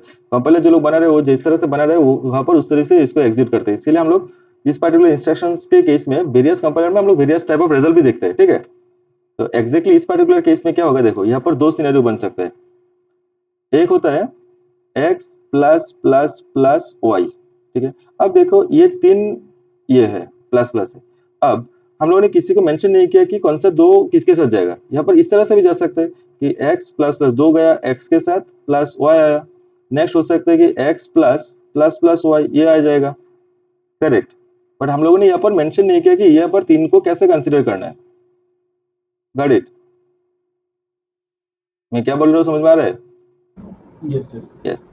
अब देखो, अब यहाँ पर एक चीज आती है, यहाँ पर कितना ऑपरेटर है सिस्टम के पास, 3 ऑपरेटर है। 3 में से एक तो ये होगा वो तो गारंटेड है, दूसरा प्लस होगा ये भी श्योर है। अभी ये प्लस प्लस किसके साथ जाएगा, x के साथ जाएगा कि y के साथ जाएगा। अगर हम लोगों ने ब्रैकेट यूज करता तो यहाँ पर कोई सिस्टम को कोई कंफ्यूजन नहीं होता। करेक्ट, बट अभी यहाँ पर ये कहा किसके साथ अटैच्ड होगा, इसके लिए इसके ये तो कंफ्यूजन है ना। Yes. ठीक है, अभी जो मुझे लग रहा है एग्जैक्टली मुझे भी देखना पड़ेगा। ठीक है, एक बार बट फिर भी एक बार मैं बोल देता हूँ मैं क्या फील कर रहा हूँ। यहाँ पर देखो हम लोग सिस्टम कैसे काम करते हैं। सिस्टम पहले जाएगा प्रेसिडेंस, उसके बाद जाएगा एसोसिएटिविटी के ऊपर जब भी मल्टीपल ऑपरेटर रहेगा। Hello, Yes. हाँ, तो एसोसिएटिविटी किसका हायर है, एसोसिएटिविटी क्या बोल रहा हूँ, प्रेसिडेंस किसका हायर है, प्रेसिडेंस प्लस प्लस का हायर है। देन आएगा unary binary operation addition, arithmetic addition, unary का हाईएस्ट है। ठीक है, अब यूनरी का हाईएस्ट तो यहाँ से अगर किसी को अगर यूनरी कंसीडर ये वाला कंसीडर करेगा और इसको ये कंसीडर करेगा तो उस तरह से इसको सिस्टम को कुछ डाउट होगा। तो उस डाउट को कैसे डील कर रहा है वो मुझे एक बार देख करना पड़ेगा। वो देख के मैं आपका क्वेश्चन को नेक्स्ट क्लास में फिर से लेता हूँ। Sure. ठीक है, मेरे पास दिमाग में आया अभी एक्सप्रेशन देखने के बाद मेरे दिमाग में आया कुछ। हाँ ठीक है, good question man, don't worry. ठीक है, नेक्स्ट क्लास में पहले इसका सॉल्यूशन लेता हूँ। ठीक है, थैंक यू। चलो अभी थोड़ा तो आइडिया मिला क्या हो सकता है यहाँ पर। एग्जैक्टली। हाँ ठीक है, बाकी स्टडी करके बोलते हैं। चलो अब देखो क्या है ये वाला क्वेश्चन।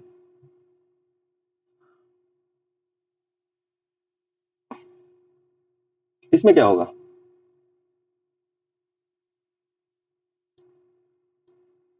पहले तो ये वाला इंस्ट्रक्शन मिलेगा, अगेन ए के लिए मेमोरी ब्लॉक क्रिएट करके उसके अंदर वैल्यू जाएगा 5, बी के अंदर वैल्यू जाएगा कितना 0, प्रिंटफ के अंदर परसेंटेज डी मिला, मतलब ये वाला एक्सप्रेशन पहले रिजल्व करेगा। तो एक्सप्रेशन क्या है हमारे पास?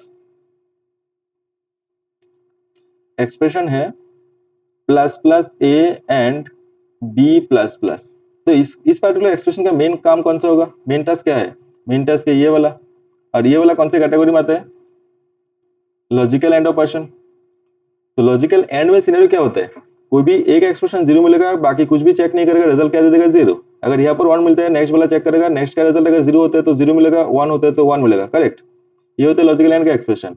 एंड ये क्या होता है? Connectives of multiple independent expression ऐसे काम करता है, ठीक है। दैट मींस यहाँ पर ये वाला एक इंडिपेंडेंट एक्सप्रेशन है, यहाँ पर ये वाला और एक इंडिपेंडेंट एक्सप्रेशन है, गॉट इट। तो इसका इवैल्यूएट करने के बाद जो भी रिजल्ट आएगा उसके ऊपर बेस करके डिसाइड करेगा कि दूसरे वाले पे जाना है कि नहीं जाना है, करेक्ट। तो यहाँ पर क्या है? यहाँ पर है ए, साथ में क्या होगा? प्री। प्री मतलब ऊपर लिखेंगे a equals to a plus 1।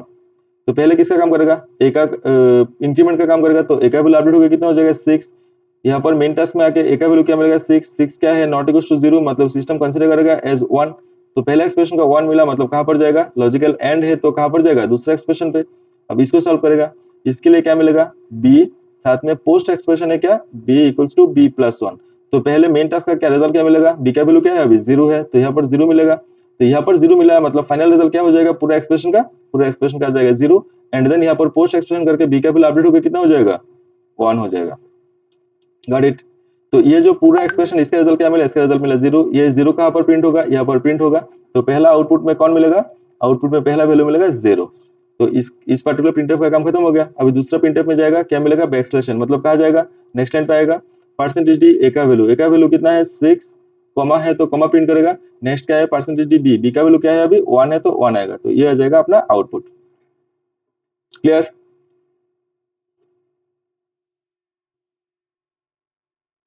Hello, समझ में आया है सर, सबको? क्लियर। Okay, nice. तो ये वाला मैं करूँ कि आप लोग कर लोगे? सर एक बार ट्राई करते हैं। अभी अभी क्यों भाई? अभी मेरे से ले लो ना, बाद में आप लोग ट्राई कर लेना हैं। सब लोग आंसर चैट पे लिख देंगे, हम लोग ट्राई करके देखते हैं एक बार। अच्छा ठीक है, करो, तो फिर मुझे भी थोड़ा रेस्ट मिलेगा। तो पहला इंस्ट्रक्शन का क्या काम होगा? x 0, नेक्स्ट y के अंदर वैल्यू आएगा 10। दूसरा इंस्ट्रक्शन में क्या मिलेगा? परसेंटेज डी, ये वाला पोर्शन पे चले जाएंगे। तो क्या है हमारे पास? प्लस प्लस एक्स और प्लस प्लस वाई। तो ये क्या है? लॉजिकल और है, मतलब ये एक इंडिपेंडेंट एक्सप्रेशन, ये भी एक इंडिपेंडेंट एक्सप्रेशन। पहले इसको निपटाएंगे। तो x है और मेन टास्क, सर और ऊपर है। हाँ, हाँ हाँ, ठीक है ठीक है। और x equals to x plus 1 होगा इसका प्री। तो पहले किसका काम होगा? प्री। प्री करेंगे तो यहाँ पर क्या मिलेगा? 1। नेक्स्ट यहाँ पर क्या मिलेगा? 1। तो 1 ऑलरेडी क्या है? नॉट इक्वल्स टू 0 है, मतलब 1 ही कंसीडर करेगा, तो ये ट्रू हो गया। तो और के केस में एक रिजल्ट ट्रू मिल गया, मींस इसको स्किप कर देगा, डायरेक्टली रिजल्ट आ जाएगा कितना? 1, गॉट इट। तो ये जो एक्सप्रेशन है, इसके लिए पूरा एक्सप्रेशन रिजल्ट क्या मिलेगा? 1 मिलेगा। ये 1 कहाँ पर प्रिंट करेगा? y का परसेंटेज डी के जगह पर, तो यहाँ पर 1 आ गया। बट ये वाला जो y प्लस प्लस y है, इसको काम नहीं किया भाई, इसको स्किप कर दिया, क्योंकि ऑलरेडी और के केस में रिजल्ट 1 हो गया था, गॉट इट।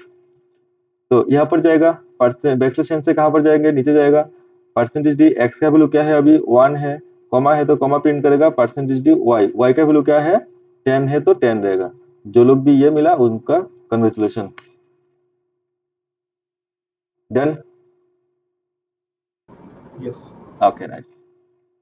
अब और कितना है भाई?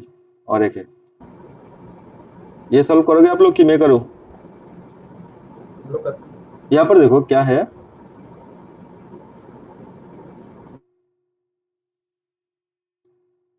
पहला इंस्ट्रक्शन ये मिला, ए के लिए क्या डालेगा? 25। दूसरा बी है, बी के अंदर क्या वैल्यू डालेगा? बी के अंदर आएगा 10। अब यहाँ पर आएगा परसेंटेज डी। यहाँ पर देख इंस्ट्रक्शंस क्या है, यहाँ पर ए एंड बी। ये वाला एंड कौन सा एंड है? बीट वाइज एंड है। तो बीट वाइज एंड मतलब हम लोगों को किस लेवल पे काम करना पड़ेगा? बीट लेवल पे काम करना पड़ेगा। और यहाँ पर इंटीजर लिया तो हम लोगों के पास कितना बीट्स है? टोटल 32 बीट्स है। तो 32 बीट्स पूरा नहीं चाहिए, क्योंकि यहाँ पर वैल्यू छोटा दिया गया है। तो b मतलब क्या था? 10। तो 10 का बाइनरी क्या होगा? 8 प्लस 2, मतलब 1 2 4 8 16 32 बाकी सब जीरो आ जाएगा। ये मतलब क्या होगा, ए का वैल्यू क्या है 25, 25 मतलब क्या होगा 16 प्लस 9, 9 मतलब 8 प्लस 1 मतलब 1 2 4 8 16 32 64 करके रिमेनिंग बिट्स पूरा जीरो आ जाएगा। तो यहाँ पर अभी क्या करेंगे हम लोग, ए एंड बी करेंगे, तो रिजल्ट क्या आएगा, एंड के केस में क्या होता है दोनों बिट 1 होगा तो रिजल्ट 1 आएगा, बाकी कोई भी एक बिट 0 होगा तो 0 आएगा। तो यहाँ पर क्या मिलेगा 0 0 0 1 0 0 सब कुछ 0, तो इसका वैल्यू क्या होगा, इसका सर वैल्यू होगा 25 और 11001 होगा ना?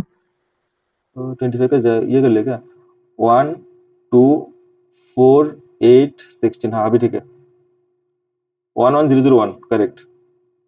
तभी ए एंड बी करेंगे तो क्या आएगा रिजल्ट, ये वाला आ जाएगा, मींस 1 2 4 8 मतलब क्या होगा 8 मिल गया। तो ये वाला एक्सप्रेशन सॉल्व करने के बाद क्या मिला रिजल्ट 8 मिला। अब ये 8 कहाँ पर जाएगा, यहाँ पर जाएगा, तो आउटपुट में कौन आएगा, आउटपुट में डिस्प्ले होगा 8 करेक्ट, क्योंकि बाइनरी लेवल पे काम किया, बट बाइनरी को किस फॉर्म में डिस्प्ले करेंगे हम लोग, परसेंटेज डी मतलब डेसिमल, तो डेसिमल फॉर्म में डिस्प्ले हो गया, गॉट इट। तो इस प्रिंटफ का काम तो हो गया, अभी जाएगा दूसरा प्रिंटफ में, वहां पर जाके पहले क्या मिलेगा बैकस्लैश टी, मतलब जो भी कर जाता है उसको थोड़ा दूर चले गया, परसेंटेज डी के बाद क्या मिला अभी ए और बी मतलब बिटवाइज और ऑपरेशन, दैट मींस यहाँ पर क्या करना पड़ेगा ए और बी करना पड़ेगा। तो और के केस में क्या होता है कोई भी एक 1 होगा तो रिजल्ट 1 आ जाएगा, तो यहाँ पर क्या होगा 1 1 0 1 1 0 0 0 सब कुछ 0 हो जाएगा। तो इसका बाइनरी क्या आएगा 1 2 4 4 8 16 32 मतलब 31 माइनस 4 कितना होगा रे 27 होगा शायद 27। तो इसका बाइनरी किसका बाइनरी है ये 27 का, तो परसेंटेज डी के जगह पर क्या डिस्प्ले होगा 27 डिस्प्ले हो जाएगा, if I did not do it. Yeah, also got the same result. है कन्वर्शन करेक्टली आता ना, हाँ तो करेक्ट है, कन्वर्शन में कुछ गलत किया तो ठीक कर लेना, बट कैसे काम हो रहा है उसका तो आइडिया मिल गया। Can I ask one thing here? Yes So you did 31 minus 4. Can you please explain that part again? Normally we do the addition. You have हाँ done subtraction. बेटा ये ऑलरेडी हो चुका है क्लासेस में। Okay. I'll do it later for you. Okay. Sure. Yes. Okay. ठीक है, बाकी किसी को डाउट है? No sir. ओके नाइस, चलो तो अभी हम लोग नेक्स्ट, तो अभी देख अभी तक हम लोगों ने कितना क्वेश्चन सॉल्व किया, 9 क्वेश्चन, 9 एग्जांपल नहीं कितना एग्जांपल, ठीक है 5 6 एग्जांपल सॉल्व, 7 एग्जांपल किया है। हर एक में कैसे काम हो रहा था, हर एक में मेन के अंदर जाता था, मेन के अंदर जाके लाइन बाय लाइन हर एक इंस्ट्रक्शंस को इवैल्यूएट करता था, जब भी रिटर्न या फिर क्लोजिंग ब्रेस मिलता था एग्जीक्यूशन कंप्लीट हो जाता था करेक्ट। तो इस पर्टिकुलर एग्जीक्यूशन सीक्वेंस को हम लोग क्या बोलते हैं, लाइन बाय लाइन एग्जीक्यूट करना, ठीक है सीक्वेंशियल ऑर्डर में एग्जीक्यूट करना। बट हमेशा प्रोग्रामिंग में इस तरह से सीक्वेंशियल एग्जीक्यूशन नहीं होता है, कभी कभी हम लोगों को ऐसा सिचुएशन भी मिलता है जहां पर हम लोगों को क्या करना पड़ता है, कोई भी इंस्ट्रक्शन एग्जीक्यूट होगा कि नहीं होगा उसके बेसिस पे डिसाइड करना पड़ता है, ठीक है कुछ सिनेरियो ऐसे आता है प्रोग्रामिंग की दुनिया पे। उस पर्टिकुलर केस के लिए हमारे पास क्या है, नेक्स्ट जो स्टेटमेंट्स देखेंगे हम लोग वो लोग है क्या है वो, उसमें है मैंने वो सब इंस्ट्रक्शन को हम लोग क्या बोलते हैं, वो सब इंस्ट्रक्शन को हम लोग बोलते हैं डिसीजन मेकिंग स्टेटमेंट, ठीक है। और डिसीजन मेकिंग स्टेटमेंट के थ्रू हम लोग क्या करेंगे, रन टाइम पे जाके डिसाइड करेंगे कोई भी एक ब्लॉक ऑफ कोड को एग्जीक्यूट करना है कि नहीं करना है। अच्छा, तो डिसीजन मेकिंग स्टेटमेंट का पर्पस क्या होता है, रन टाइम पे जाके मींस एग्जीक्यूशन टाइम पे जाके डिसाइड करना कि कोई एक ब्लॉक ऑफ कोड वो एग्जीक्यूट होगा कि नहीं होगा, ठीक है। इसीलिए इसको हम लोग क्या बोलते हैं, डिसीजन मेकिंग स्टेटमेंट बोलते हैं। इसके लिए हमारे पास ई प्रोग्रामिंग में क्या क्या अवेलेबल है, एक होता है इफ एल्स स्टेटमेंट, एक होता है कंडीशनल ऑपरेटर, दूसरा होता है स्विच, तीसरा होता है स्विच केस। कंडीशनल ऑपरेटर का नोटेशन क्या होता है, क्वेश्चन मार्क कॉलन, ठीक है। ये सब कुछ अभी हम लोग नेक्स्ट सीखेंगे एक एक करके, ठीक है। ये क्या करते हैं, during execution time system decide which block to execute and which block execution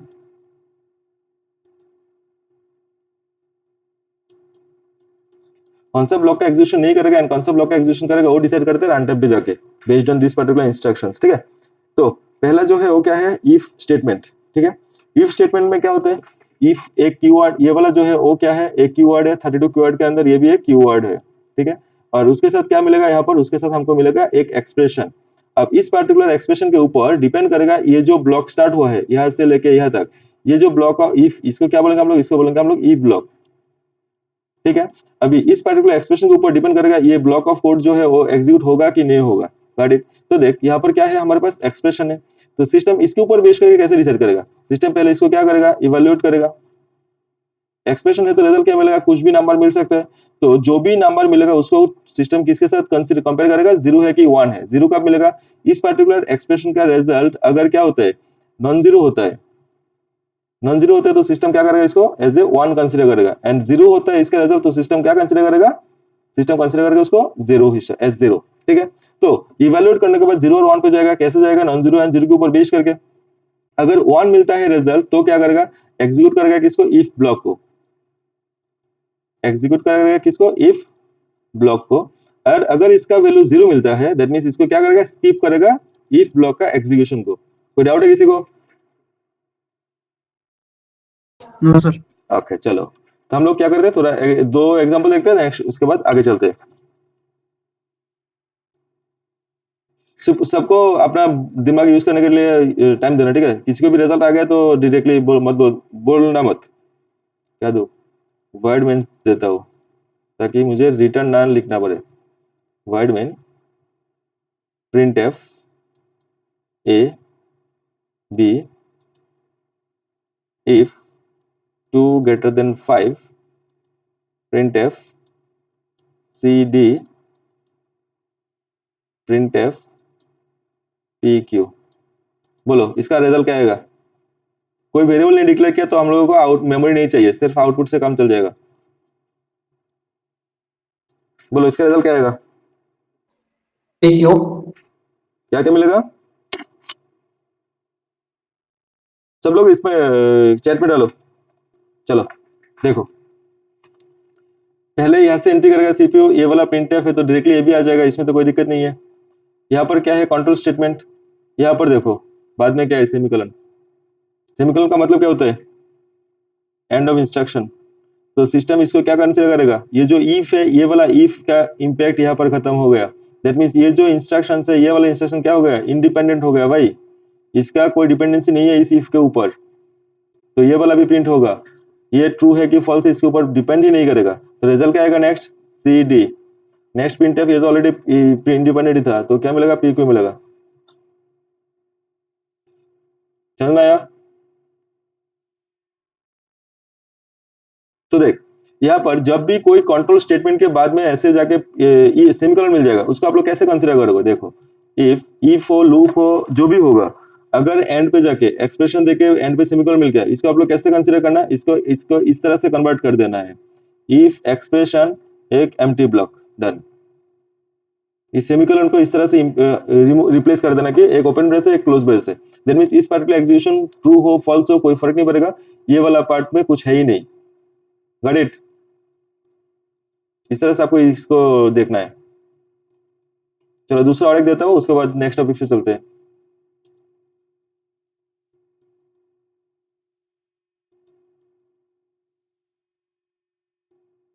सिर्फ वर्क फ्लो के ऊपर हम लोग क्वेश्चन दे रहे हैं, ठीक है। बाकी इंस्ट्रक्शन के ऊपर बेस करके क्या काम होगा वो ऑलरेडी आपको पता है।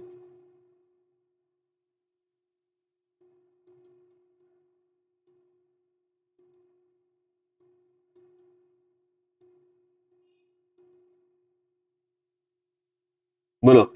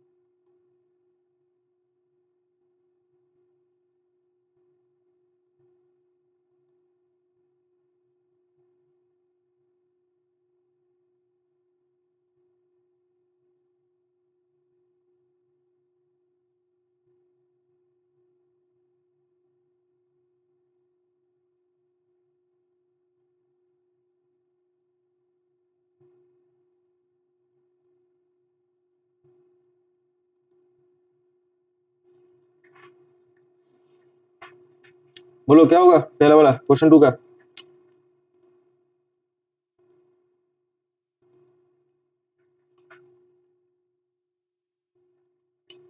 किसी ने आउटपुट दिया है?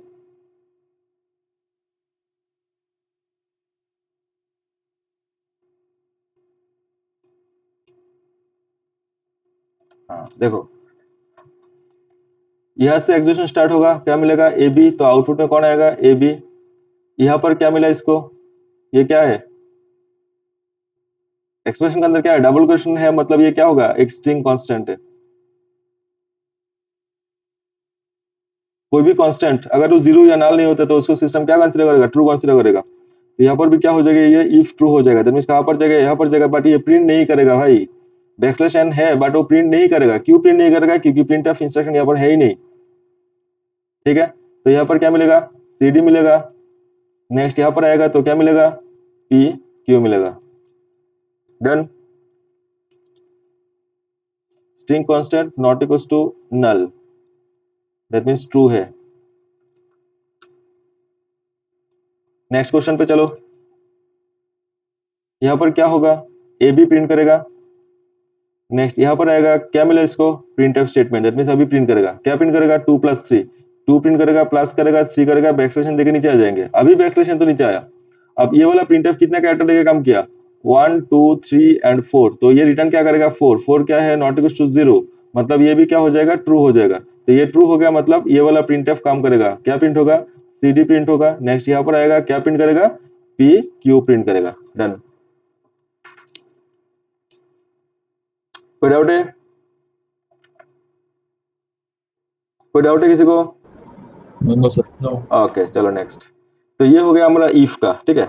अब देखो, अब देख इफ में क्या होता था, इसमें क्या हो रहा था, एक एक्सप्रेशन था उसके क्या रिजल्ट मिल रहा था, 1 मतलब क्या हो जाएगा ट्रू हो जाएगा, एंड 0 मतलब क्या हो जाएगा फॉल्स हो जाएगा। बट हम लोग किसके ऊपर काम कर रहे थे, सिर्फ ट्रू के लिए बेस करके काम कर रहे थे, फॉल्स के लिए कुछ है ही नहीं। बट फॉल्स के केस में भी तो हम लोग कुछ एग्जीक्यूट कर सकते थे ना, correct.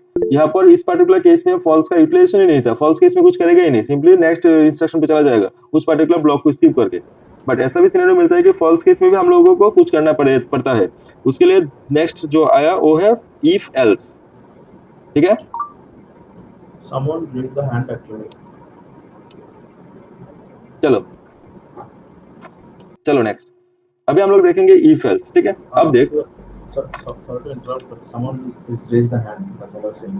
What a pain Prasenjit, would you like to say anything? দাদা ওই যে আসলো ইফ পিএফ 2+3 ব্যাকস্ল্যাশ এন, এই যে পিএফ 2+3 ব্যাকস্ল্যাশ এন এই ফাংশনটা কত রিটার্ন করব? 4 रिटर्न करो। হ্যাঁ 4 देखो यहाँ पर क्या था डबल क्वेश्चन के अंदर प्रिंट एफ, डबल क्वेश्चन अंदर क्या था 2 + 3 बैकस्लैश एन, करेक्ट।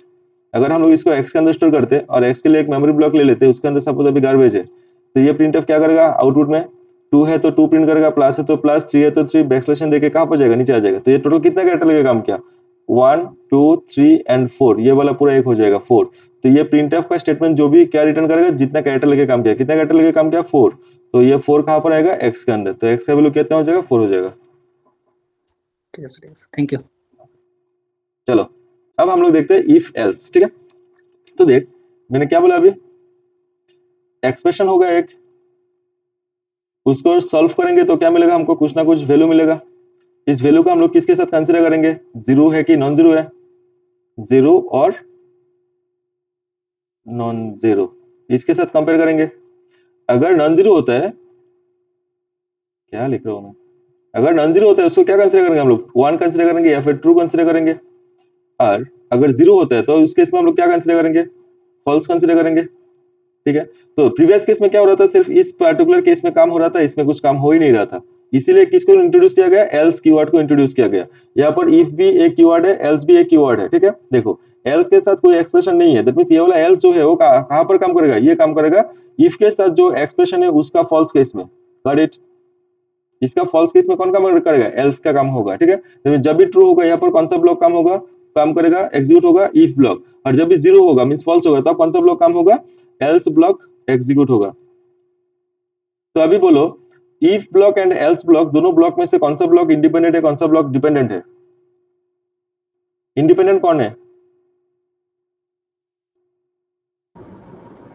इंडिपेंडेंट है इफ ब्लॉक, करेक्ट। और डिपेंडेंट कौन है? डिपेंडेंट होगा एल्स ब्लॉक। एल्स ब्लॉक किसके ऊपर डिपेंडेंट है? Else depends on if, that means अगर हम लोगों को कोई भी कोड में एल्स यूज करना है, दैट मीन्स वहां पर उस पर्टिकुलर एल्स के रेस्पेक्ट में कोई इफ भी होना चाहिए। अगर इफ नहीं है, सिर्फ एल्स है, तो उस पर्टिकुलर केस में वो डायरेक्टली क्या देगा हमको? एरर दे देगा, करेक्ट। तो इन सिंपल वर्ड ये जो एक्सप्रेशन है उसका रिजल्ट क्या मिलेगा? इधर ट्रू नहीं तो फॉल्स मिलेगा। जब भी ट्रू मिलेगा हम लोग इस पर्टिकुलर ब्लॉक को काम करेंगे, जब वो एक्सप्रेशन का रिजल्ट फॉल्स होगा तो हम लोग इस पर्टिकुलर स्टेटमेंट को ब्लॉक को काम करेंगे, करेक्ट। और एक चीज क्या है, एल्स रहेगा तो इफ होना ही चाहिए, इफ होगा तो एल्स का जरूरत नहीं है, मैंडेटरी नहीं है, एल्स हमारा ऑप्शनल है। एल्स ऑप्शनल कैसे है? क्योंकि लास्ट क्लास में लास्ट एग्जांपल में हम लोग देख के आए थे कि यहाँ पर कोई एल्स है ही नहीं, करेक्ट, यहाँ पर कोई एल्स है ही नहीं। चलो देखते हैं। तो अभी एक सिंपली लिख देता हूँ, ठीक है। क्या होगा हमारे पास? एक्सप्रेशन है, उसका रिजल्ट क्या होगा? आइदर 1 होगा नहीं तो 0 होगा। 1 होगा तो कौन काम करेगा? इफ ब्लॉक एग्जीक्यूट होगा। और इसका रिजल्ट अगर 0 होता है तो कौन काम करेगा? एल्स ब्लॉक एग्जीक्यूट करेगा। डन, ये है मेन सिंपल फंडा, ठीक है। किधर है, कितना पेज है? चलो चलो एक कोड देखते हैं, ठीक है, इसके रेस्पेक्ट में। छोटा छोटा कोड ही देंगे। चलो देखते हैं। यहां से एग्जीक्यूट होगा, क्या प्रिंट करेगा? A B. नेक्स्ट यहां पर आएगा, कंडीशन क्या मिला? 2 लेस देन 5, 2 ग्रेटर देन 5। ये ट्रू है कि फॉल्स है? फॉल्स है। तो फॉल्स है तो कहां पर जाएगा? एल्स पे जाएगा। बट यहाँ पर एक ट्रिक है। क्या ट्रिक है? देखो, ये जो इफ है इसके अंडर कोई ब्रैकेट दिया हुआ है क्या? कोई ब्रैकेट है क्या? कोई ब्रैकेट नहीं है, दैट मीन्स इसका इम्पैक्ट सिर्फ यहाँ पर ही रहेगा। इमीडिएट कोई भी कंट्रोल स्टेटमेंट है उसका इम्पैक्ट सिर्फ कहाँ पर रहता है? इमीडिएट आफ्टर द ब्लॉक, माने उसके आफ्टर जो ब्लॉक है उसके ऊपर रहेगा, या फिर ब्लॉक नहीं है तो एक सिंगल इंस्ट्रक्शन के ऊपर ही रहेगा। समझ में आया क्या बोल रहा हूँ? दैट मीन्स अगर हमारे पास इफ है और कोई एक्सप्रेशन है यहाँ पर, अगर हम लोग यहाँ पर कुछ ब्रैकेट नहीं मेंशन करते तो इसका इम्पैक्ट कहाँ पर रहेगा? सिर्फ उसका नेक्स्ट इंस्ट्रक्शन के ऊपर ही रहेगा। और अगर हम लोग इसका अंदर मोर देन वन इंस्ट्रक्शन को मेंशन करना चाहते हैं तो हमको क्या मेंशन करना पड़ेगा? हमको यूज करना पड़ेगा एक open brace to close brace, एक ब्लॉक क्रिएट करके हर एक इंस्ट्रक्शंस को उस ब्लॉक के ऊपर डालना, अंदर डालना पड़ेगा, ताकि इस इफ का इम्पैक्ट पूरा ब्लॉक के ऊपर रहे। बट यहाँ पर हम लोगों ने कोई ब्लॉक क्रिएट नहीं किया। ब्लॉक मीन्स क्या बोल रहा हूँ? मीन्स सेकंड ब्रैकेट स्टार्ट होने से लेके सेकंड ब्रैकेट क्लोज होने तक जो भी रहता है उसको हम लोग कंप्यूटर सिस्टम के अंदर उसको क्या कंसीडर करते हैं? उसको बोलते हैं एक ब्लॉक, ठीक है। और अगर कोई सेकंड ब्रैकेट नहीं है, ईच इंडिविजुअल इंस्ट्रक्शंस को कंसीडर करते हैं हम लोग एक सिंगल ब्लॉक की तरह, समझ में? तो यहाँ पर कोई ब्लॉक नहीं है, दैट मीन कोई सेकंड ब्रैकेट यूज नहीं किया, मींस ये इसका इंस्ट्रक्शन का इसका इम्पैक्ट कहाँ पर रहेगा? इसका इम्पैक्ट रहेगा इमीडिएट इफ के अंडर, इफ के ऊपर रहेगा, ठीक है। तो ये वाला प्रिंटफ क्या हो गया? इंडिपेंडेंट हो गया। इसका इसके ऊपर इस इफ का कोई भी इम्पैक्ट नहीं रहेगा। देन मींस ये भी एक इंडिपेंडेंट इंस्ट्रक्शन हो गया। तब अब जाएगा कहाँ पर? एल्स। तो एल्स के लिए क्या चाहिए होगा? एल्स के लिए चाहिए होगा एक इफ। यहाँ पर कोई इफ मिलेगा इस पर्टिकुलर एल्स के लिए? Know if for this else.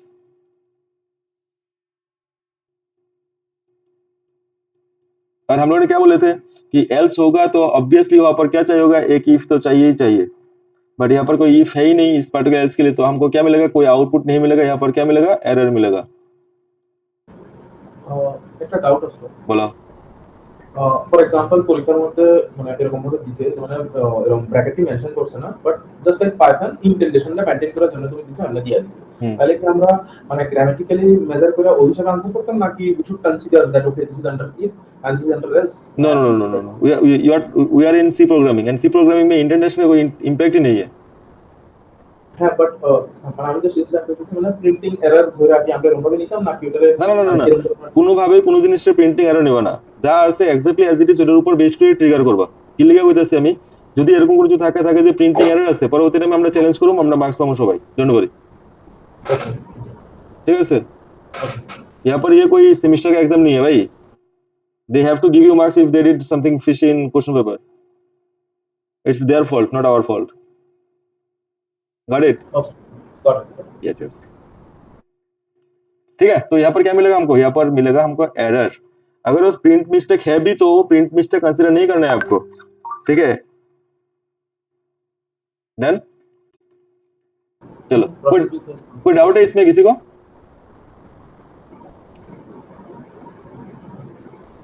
नहीं है तो हम लोग आगे चलते हैं भाई। স্যার এটাতে যদি আমি ব্র্যাকেট দিই তাহলে তো এটা এরর দেখাইতো না। No no, there will be no error if bracket is there. Okay okay.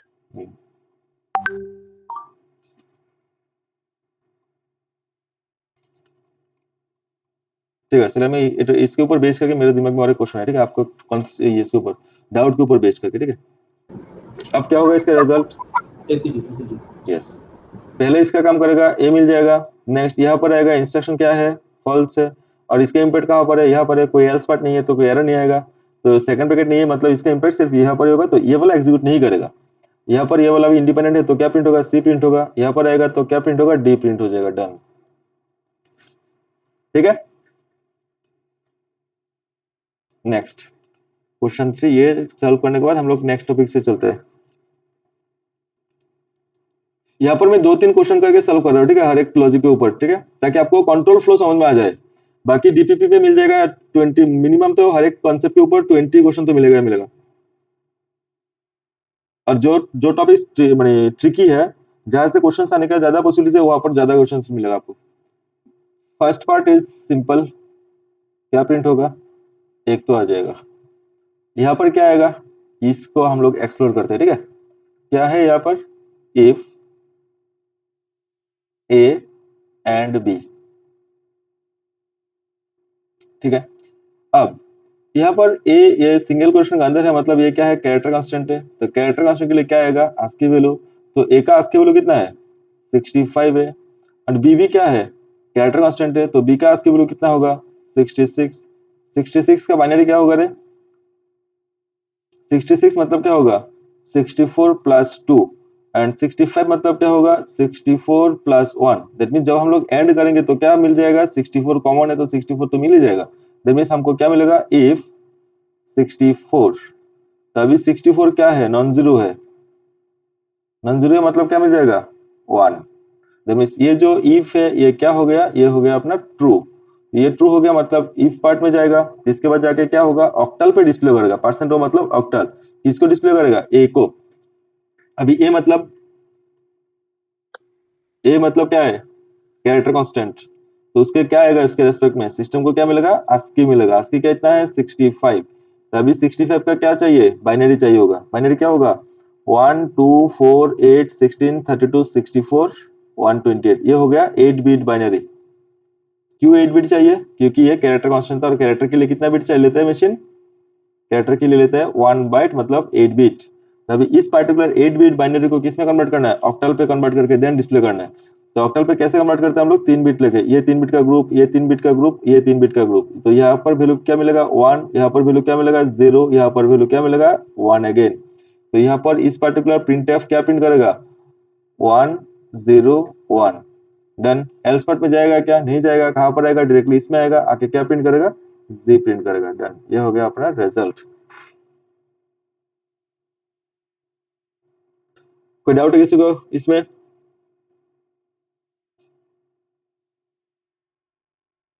Hello, no. Okay चलो, नो सर। Okay nice. तो फिर हम लोग नेक्स्ट चलते हैं। नेक्स्ट हम लोग क्या जाएंगे, नेस्टेड इफ एल्स, तीसरा कॉन्सेप्ट इफ एल्स के अंडर। तो यहाँ पर सिर्फ वर्किंग फ्लो देखो, ठीक है। नेस्टेड इफ एल्स एंड हमारे पास और दो है, एक है नेस्टेड इफ एल्स, एक है इफ एल्स लेडर। तो इफ दोनों का हम लोग सिर्फ वर्किंग फ्लो देखेंगे और उसके रेस्ट में क्वेश्चन में डाल दूंगा, ठीक है ना, डीपी पे मिल जाएगा। यहाँ पर हम लोग कुछ सॉल्व नहीं करेंगे, ठीक है। अगर आप लोग चाहो तो कर सकते हैं, बट चलो देखते हैं। तो देख, ये पूरा विजिबल है सबको? Yes sir. ओके चलो। नेस्टेड इफ एल्स का मतलब क्या होगा, नेस्टेड वर्ड कंप्यूटर साइंस की दुनिया में जब भी नेस्टेड मिलेगा, इसका मतलब क्या होता है, इसके मतलब होता है सेम चीज के अंदर हम लोग सेम चीज को दोबारा यूज करेंगे। तो अभी इफ एल्स को नेस्टेड करें, मतलब इफ एल्स के अंदर जाके फिर से हमको क्या मिलेगा, इफ एल्स मिलेगा। समझ में आया, if else inside if else, इसी को कंप्यूटर साइंस की दुनिया में फैंसी टर्म यूज किया गया इसके लिए, नेस्टेड, ठीक है। तो देख, यहाँ पर एक इफ स्टार्ट हुआ, इसके रेस्पेक्ट में एल्स ब्लॉक कहां पर है, यहाँ पर है। इस पार्टिकुलर एल्स ब्लॉक यहाँ से स्टार्ट हुआ, इसका कंप्लीट कहां पर हुआ, इसका कंप्लीट हुआ जाके यहाँ पर, ठीक है। अब देख, इस पार्टिकुलर इफ एंड एल्स जो दोनों मैंने मार्क किया, उसका एग्जीक्यूशन किसके ऊपर डिपेंड करेगा, एक्सप्रेशन 1 के ऊपर डिपेंड करेगा। अब ये एक्सप्रेशन 1 के रेस्पेक्ट में हमको क्या मिलेगा रे, एक्सप्रेशन जो 1 है इसके रेस्पेक्ट में हमको ट्रू भी मिल सकता है एंड फॉल्स भी मिल सकता है। अगर ट्रू मिलेगा तो हम लोग इस पर्टिकुलर पोर्शन को काम करेंगे, अगर फॉल्स मिलता है तो हम लोग इस पे काम करेंगे, करेक्ट, एल्स ब्लॉक में काम करेंगे। अभी अगर यहाँ पर फॉल्स मिलता है, अरे सॉरी ट्रू मिलता है, तो हम लोग जाएंगे इफ के अंदर, यहाँ पर जाके देख इसके अंदर फिर से और एक इफ है, ये वाला इफ एंड यहाँ से यहाँ पर एल्स वाला पार्ट, गॉट इट। तो इस पर्टिकुलर पोर्शन का एग्जीक्यूशन किसके ऊपर डिपेंड करेगा, इस पर्टिकुलर पोर्शन का एग्जीक्यूशन डिपेंड करेगा एक्सप्रेशन 2 के ऊपर। अभी एक्सप्रेशन 2 अगर ट्रू होता है तो ये वाला पोर्शन काम करेगा, अभी अगर एक्सप्रेशन 2 फॉल्स होता है तो ये वाला पोर्शन काम करेगा, करेक्ट। एंड देन देख एल्स पार्ट में पहला वाला जो एक्सप्रेशन 1 था वो अगर फॉल्स होता तो फर्स्ट इफ का एल्स में हम लोग चले जाते, एल्स में जाके अभी हमको क्या मिलेगा, एक्सप्रेशन 3 मिलेगा। एक्सप्रेशन 3 के ऊपर बेस करके डिपेंड करेगा एग्जीक्यूशन इसका का होगा कि इसका होगा, गॉट इट। तो एक्सप्रेशन 3 अगर ट्रू होता है तो यहाँ पर ये वाला पोर्शन काम करेगा, एक्सप्रेशन 3 अगर फॉल्स होता है तो ये वाला पोर्शन काम करेगा, करेक्ट। तो यहाँ पर देख टोटल कितना ब्लॉक है रे, यहाँ पर टोटल हम लोगों को 4 ब्लॉक मिल रहे हैं। इसको हम लोग बोलते हैं ब्लॉक 1, इसको बोलते हैं हम लोग ब्लॉक 2, इसको बोलते हैं ब्लॉक 3 एंड इसको बोलते हैं ब्लॉक 4। कितना ब्लॉक मिला, 4 ब्लॉक मिला। 4 ब्लॉक में से ब्लॉक 1 कब काम करेगा, ब्लॉक 1 काम करेगा इसका एग्जीक्यूशन, ब्लॉक 1 एंड ब्लॉक 2 का एग्जीक्यूशन डिपेंड कर रहा है किसके ऊपर, एक्सप्रेशन 1 एंड एक्सप्रेशन 2 के ऊपर। ब्लॉक 3 एंड ब्लॉक 4 का एग्जीक्यूशन डिपेंड कर रहा है किसके ऊपर, एक्सप्रेशन 1 एंड एक्सप्रेशन 3 के ऊपर, got it. Block 3 and block 4 का एग्जीक्यूशन किसके ऊपर डिपेंड कर रहा है, एक्सप्रेशन 1 एंड एक्सप्रेशन 3 के ऊपर डिपेंड कर रहा है, ठीक है। तो अभी हम लोग नीचे चलते हैं, यहाँ पर ये वाला पोर्शन समझ में आ गया होपफुली। अभी हम लोग नीचे चलते हैं, तो हमारे पास क्या है, पहले तो मिलेगा एक्सप्रेशन 1, इसके रेस्पेक्ट में हमको क्या मिलेगा, 2 पार्ट मिलेगा, क्या क्या, आइदर ट्रू होगा नहीं तो फॉल्स होगा। ट्रू होगा तो हम लोग कहां पर जाएंगे, एक्सप्रेशन 2 पे जाएंगे। अभी एक्सप्रेशन 2 का भी वैल्यू 2 हो सकता है, आइदर ट्रू नहीं तो फॉल्स। अगर ट्रू होता है तो एक्सप्रेशन 2 अगर ट्रू होता है तब कौन सा ब्लॉक काम होगा, तब एग्जीक्यूट होगा ब्लॉक 1। ब्लॉक 1 के अंदर जो भी इंस्ट्रक्शन होगा वो सब कुछ काम करेगा, बाकी तीनों ब्लॉक स्किप कर देगा एग्जीक्यूशन। यहाँ पर एक्सप्रेशन 2 का अगर रिजल्ट फॉल्स मिलता है तब कौन सा ब्लॉक काम करेगा, ब्लॉक 2 काम करेगा। जब ब्लॉक 2 काम करेगा तब ब्लॉक 1, ब्लॉक 3 एंड ब्लॉक 4 का एग्जीक्यूशन नहीं होगा। सिमिलरली एक्सप्रेशन 1 का रिजल्ट अगर फॉल्स है, दैट मींस हम लोग उस पर्टिकुलर इफ के एल्स पार्ट में जाएंगे, वहां पर जाने के बाद हमको क्या मिलेगा, वहां पर जाने के बाद हमको मिलेगा एक्सप्रेशन 3। तो एक्सप्रेशन 3 का भी रिजल्ट 2 आ सकते हैं, आइदर ट्रू होगा नहीं तो क्या होगा, फॉल्स होगा। अगर ट्रू होगा तो कौन सा ब्लॉक काम करेगा, ट्रू होगा तो हमको काम करना पड़ेगा ब्लॉक 3 का। अगर इसका रिजल्ट फॉल्स होता है तो कौन सा ब्लॉक का काम होगा, ब्लॉक 4 का एग्जीक्यूशन होगा, करेक्ट। तो देख हर एक टाइम पे हम लोगों को कितना ब्लॉक लेके काम करना है, 4 ब्लॉक में से एक ही ब्लॉक को लेके एग्जीक्यूट करना है, बाकी 3 ब्लॉक का काम नहीं होगा, got it. At a time सिर्फ एक ही ब्लॉक का एग्जीक्यूशन होगा, समझ में आया? ये होता है नेस्टेड इफ एल्स, बाकी तो इफ एल्स की तरह ही काम करेगा पूरा। कोई डाउट है इसमें, इसका वर्क फ्लो में किसी को कोई डाउट है? No sir. ओके श्योर, ये वाला पोर्शन समझ में आया?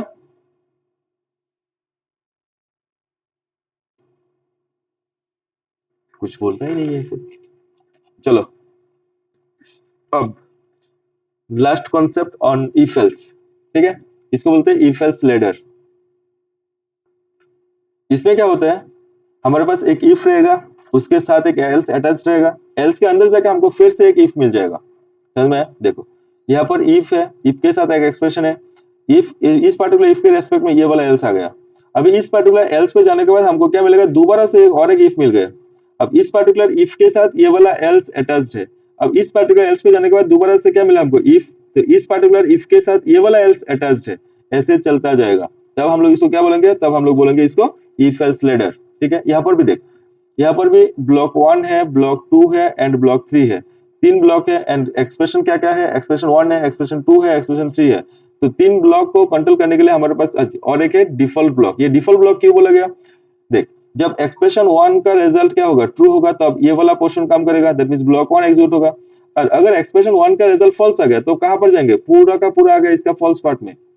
तो देख एक्सप्रेशन 1 अगर ट्रू होता है तो ये वाला ब्लॉक 1 एग्जीक्यूट होगा एंड रिमेनिंग पार्ट में कुछ भी चेक नहीं करना पड़ेगा, उसका काम पूरा का पूरा स्किप कर देगा। तो एक्सप्रेशन 1 का फॉल्स के लिए ये वाला पोर्शन हमारे पास अवेलेबल है। अब एक्सप्रेशन 1 का अगर ट्रू ना होके फॉल्स आ गया तब हम लोग कहां पर जाएंगे, एल्स के अंदर जो इफ है उसके साथ जो एक्सप्रेशन 2 अटैच्ड है उस पे जाना पड़ेगा। अब एक्सप्रेशन 2 के ऊपर डिपेंड करेगा हमको कौन सा पार्ट में जाना है, कौन सा पार्ट में नहीं जाना है। एक्सप्रेशन 2 का अगर रिजल्ट ट्रू आता है तो हम लोग किस पे जाएंगे, ब्लॉक 2 पे जाएंगे एंड ब्लॉक 2 के अंदर जो भी इंस्ट्रक्शंस रहेगा उसको लेकर एग्जीक्यूट करेंगे। अभी अगर ब्लॉक 2 एक्सप्रेशन 2 का रिजल्ट फॉल्स आएगा तो हम लोग कहां पर जाएंगे, इस पार्टिकुलर इफ के रेस्पेक्ट में जो एल्स पार्ट है उसमें जाएंगे। ये हो गया उसका एल्स पार्ट, समझ में आया। अब इसका रिजल्ट अगर एल्स में आया माने फॉल्स में आया तो हमको जाना पड़ेगा इसका एल्स में। एल्स में जाने के बाद हमको क्या मिलेगा, और एक इफ मिला, इसके रेस्पेक्ट में क्या है, एक्सप्रेशन 3 है। अब एक्सप्रेशन 3 में क्या है, इसका भी सेम ही होगा कहीं नहीं। अभी इसका रिजल्ट भी क्या हो सकता है, इसका रिजल्ट भी ट्रू या फॉल्स होगा। ट्रू होगा तो हम लोग इस पार्टिकुलर ब्लॉक 3 पे जाएंगे और अगर फॉल्स होगा तो इसके रेस्पेक्ट में जो एल से रिमेनिंग पार्ट उसमें जाएंगे, जाके वो वाला पोर्शन पे काम करेंगे, समझ में आया। ये होता है इफ एल्स लेटर का एग्जीक्यूशन सीक्वेंस। देखो इसको रिप्रेजेंट करने के लिए एक तरीका है। तो देख पहले क्या मिला हमको, एक्सप्रेशन 1, उसका रिजल्ट क्या मिल सकता है, आइदर ट्रू नहीं तो फॉल्स। अगर इसका रिजल्ट ट्रू होगा तो कहां पर जाएंगे, ब्लॉक 1 पे जाएंगे, B1 का एग्जीक्यूट होगा। और अगर इसका रिजल्ट फॉल्स में आता है तब कहां पर जाएगा, फॉल्स में आएगा तो एल्स पे जाएगा। एल्स में जाके हमको क्या मिल जाएगा, एल्स में जाके कुछ नहीं मिलेगा और एक इफ मिलेगा, उसके रेस्पेक्ट में एक्सप्रेशन 2 मिल जाएगा। अब एक्सप्रेशन 2 का भी रिजल्ट क्या हो सकता है, ट्रू या फॉल्स। तो इसका रिजल्ट अगर ट्रू होगा तो कौन सा वाला पार्ट काम होगा, ब्लॉक 2 का एग्जीक्यूशन होगा। और अगर इसका रिजल्ट फॉल्स आता है तो अब कहां पर जाएंगे, नेक्स्ट इफ में जाएंगे, उसमें जाके क्या मिलेगा, एक्सप्रेशन 3 मिल जाएगा, एक्सप्रेशन 3 मिल जाएगा। अब ये एक्सप्रेशन 3 के रेस्पेक्ट में भी हमको क्या मिलेगा, इधर ट्रू मिलेगा नहीं तो फॉल्स मिलेगा। अभी ट्रू मिलेगा तो कौन काम करेगा, ब्लॉक 3 एग्जीक्यूट होगा। और अगर फॉल्स होते हैं तो अब कौन काम करेगा, तो अब काम करेगा हमारा default block. Default block means सबके सब एक्सप्रेशन अगर फॉल्स होते हैं तभी जाके क्या करेगा, ये डिफॉल्ट वाला ब्लॉक एग्जीक्यूट होगा। नहीं तो कोई भी एक एक्सप्रेशन ट्रू होगा तो उसके रेस्पेक्टिव जो ब्लॉक मेंशन्ड है वो वाला पोर्शन काम करेगा। Got it. इसका एग्जीक्यूशन फ्लो समझ में आया सबको।